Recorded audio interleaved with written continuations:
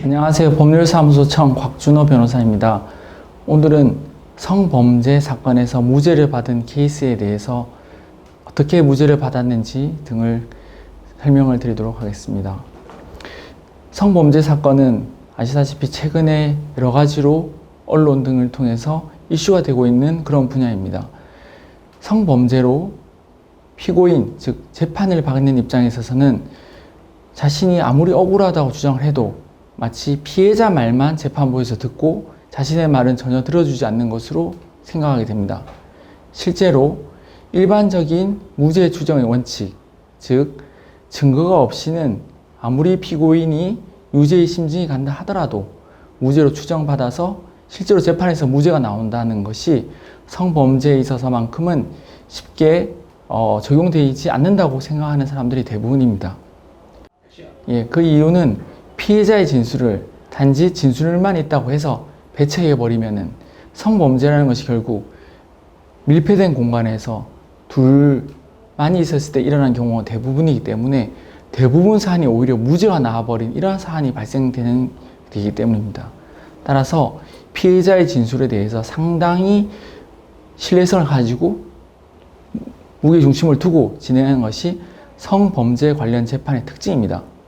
저희는 최근 강간 사건에서 전부 무죄를 받았는데요. 그 사건의 내용을 간략하게 설명드리자면은 모 지방 해변 도시를 여행을 갔다가 버스킹 공연장에서 어떤 여성분을 만나게 됩니다. 그래서 그 여성분 일행과 남성분 일행이 같이 동석을 해서 술자리를 가지고 그 중에서 저희 의뢰인이 그중 여성 한 분과 잠자리를 가지게 됩니다. 당일날이에요. 근데 그 여성분이 지나고 나서 나는 강간을 당한 것이다. 이렇게 해서 고소를 해서 이 사건이 진행된 것입니다. 그래서 의뢰인은 구속된 상태에서 재판을 받았고요.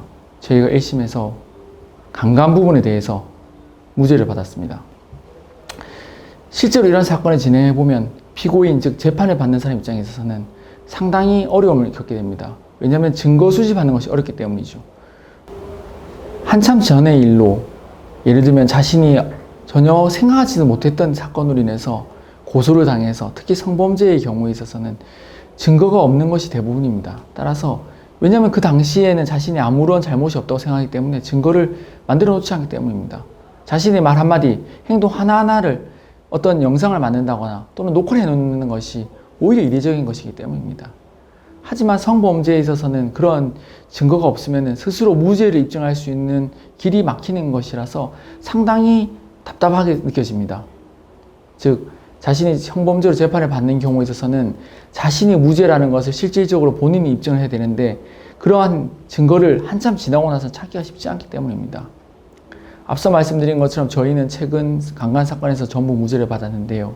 이러한 경우에서는 결국 피고인, 즉 저희 의뢰인 측 입장에 있어서는 당시에 어떠한 무죄를 입증해 주는 증거를 만들어 놓지 않았기 때문에 결국 고소인, 즉 피해자 여성분이 제출한 유죄의 증거 속에서 오히려 무죄의 힌트, 그리고 무죄의 실마리를 찾아 나가는 것이 필요합니다. 저희가 실제로 그렇게 해서 전부 무죄를 받았습니다.